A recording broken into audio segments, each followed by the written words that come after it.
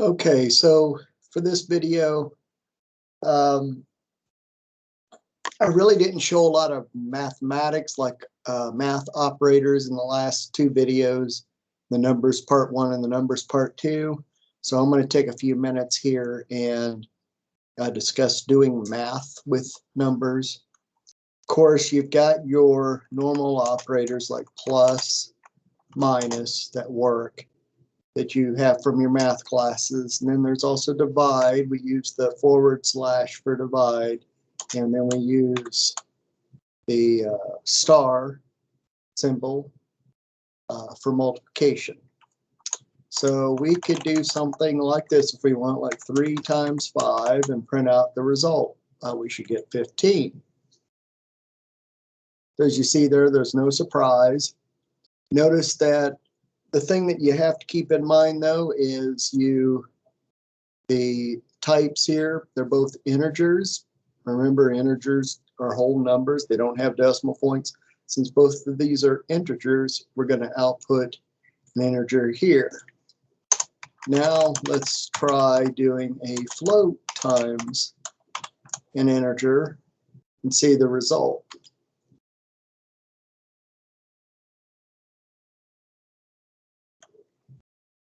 Okay, let me try running it again.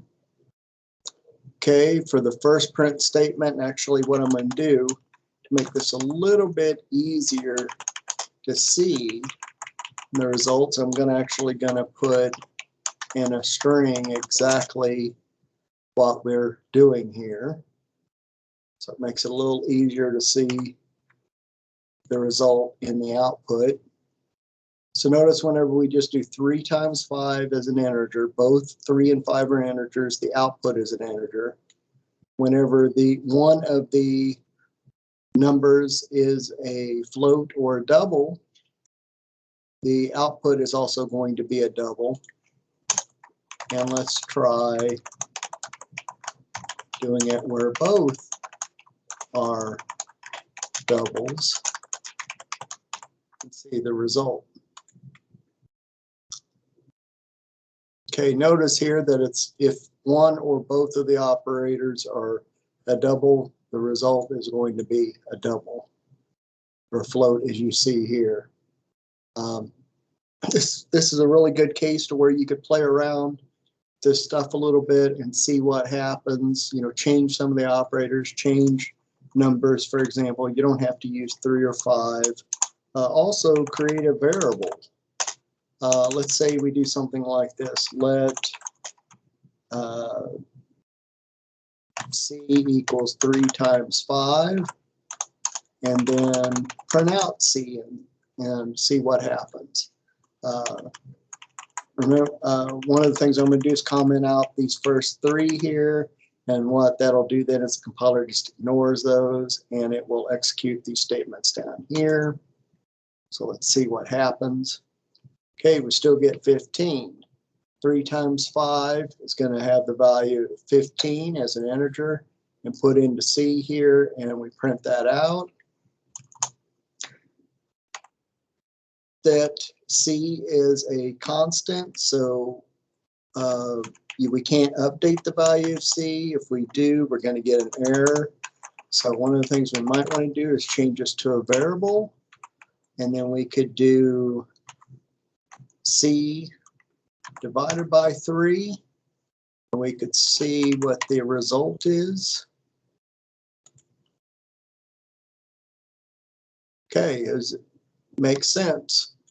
3 times 5 is 15, divided by 3, you're going to come up with a value of 5. Notice though, since we're dividing it by an integer, we come up with an integer, but if we divide it by a float or a double, what we did before, notice that it's expecting a value of type integer. So we can't divide it like that. What we have to do then is convert this to a float. If you remember in the last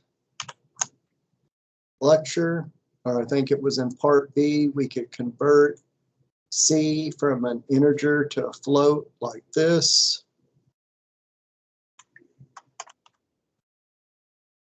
And we're probably still going to get an error because this type here of C is an integer. Let's see what happens. Yep, that's what it's going to complain about. So C is an integer. So what we have to do here is let's create another variable called D, and that will end up being a float. And we'll get a value of 5.0. This is where math gets a little messy, is whenever you're converting back and forth between an integer and a float. It's one of the things you got to keep in mind, and a lot of languages are this way. They're kind of picky about their math. And so you've got to convert between an integer and a float at times, and that's what we do here with this float statement, is we take C is an integer. The reason why C is an integer is because 3 and 5 are both integers. So it's going to end up being an integer, and then we have to convert this to a float to divide it by a float. And we end up with D. D is a float or a double, whatever you want to call it. So then we print that out. So this is the thing that makes math a little complicated in a lot of your programming languages. Some languages will automatically do the conversion for you, other ones won't. Swift does not do it for you. You have to do the conversion yourself. You could also, we use multiplication, but you could do arithmetic.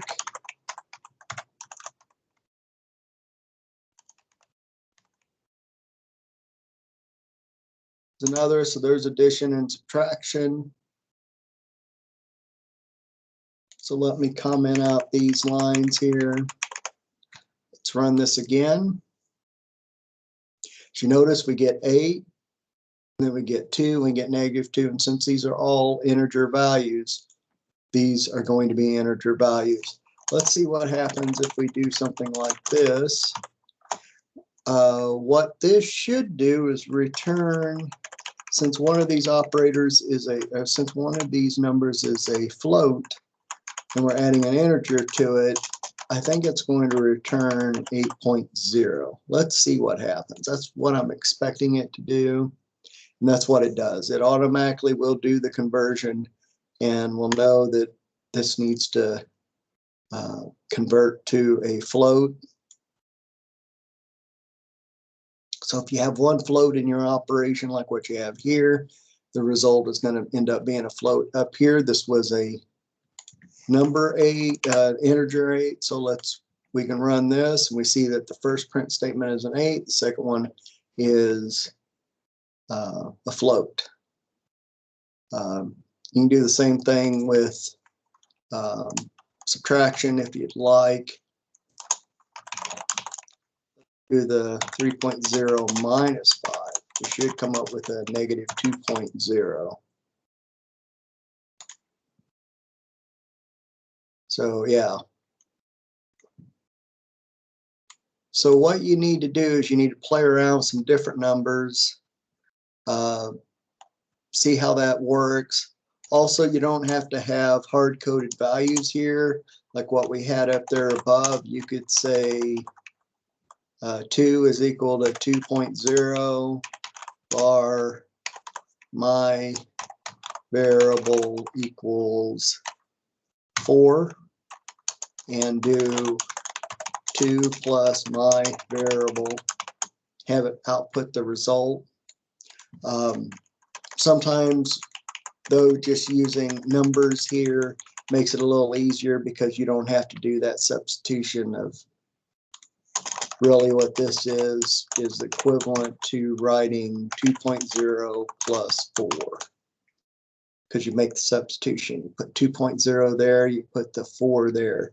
So what's here in the print, here in the comment is equivalent to what's there. So if we run this, we should get 6.0. Oops, it's actually, there's an error here. Binary operator plus cannot be applied to operands of double and int. So it means that we need to convert this. What's funny is that this worked up here okay, but down here with these being variables, it's having trouble.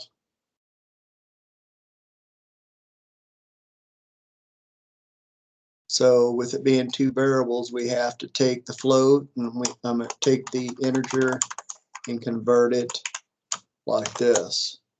Because technically we could do that, or we could do this.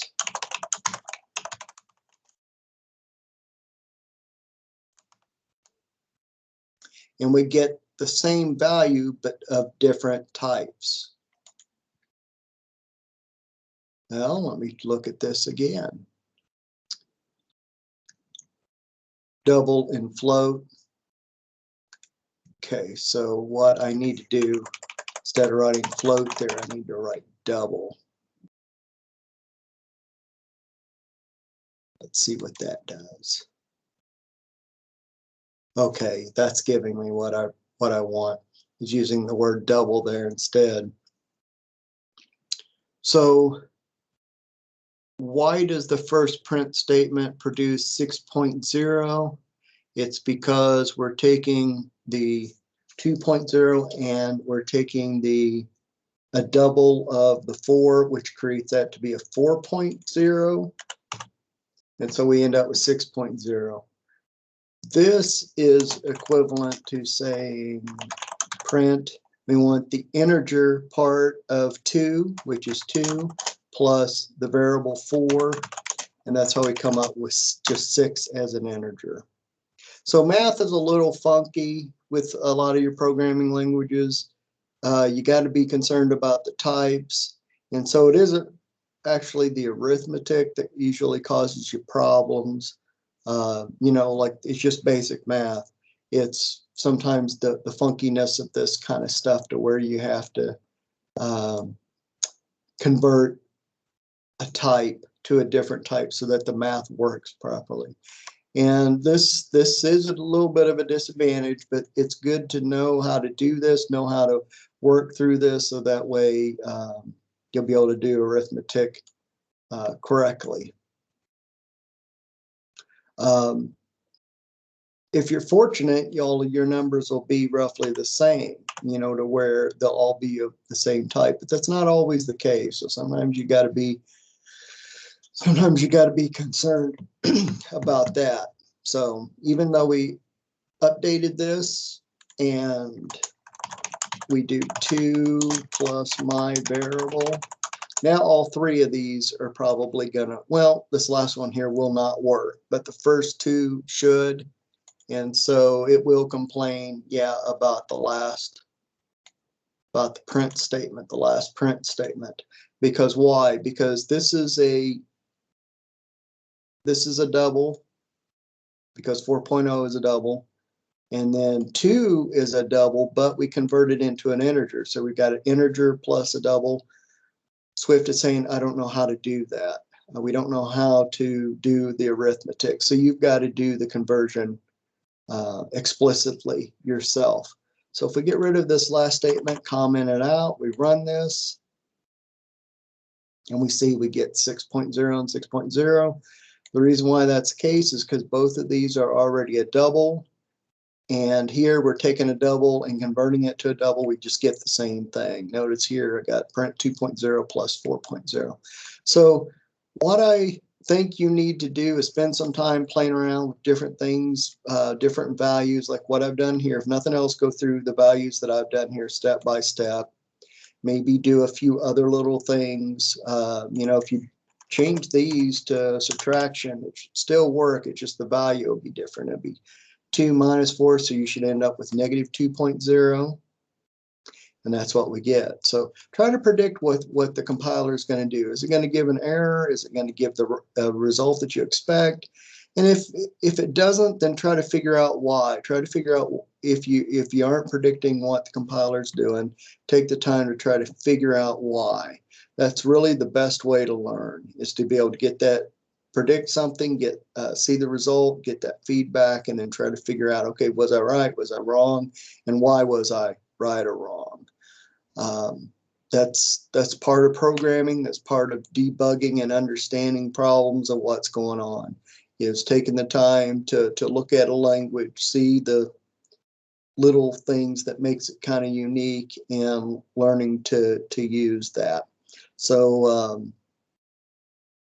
do that, spend some time looking at examples, and I'll see you next lecture.